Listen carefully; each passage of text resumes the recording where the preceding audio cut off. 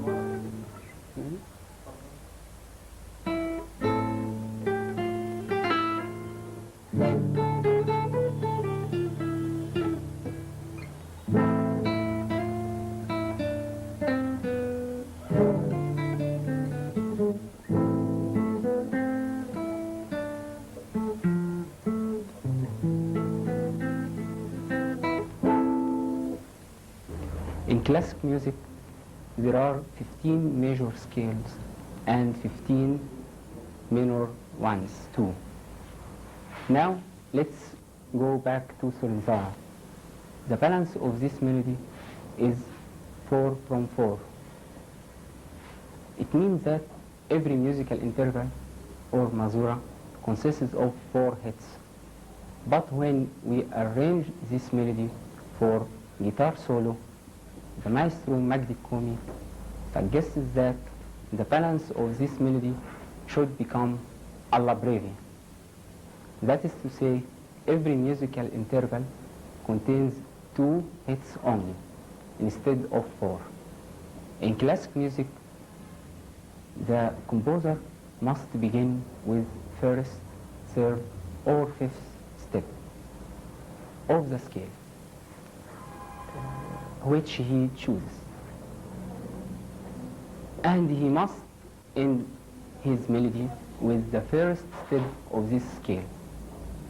The minor scale is usually used to express tragedy. So the composer Frank Purcell chose La minor scale, and he began with the 5th step, which is Mi, and ended up the first step, which is La.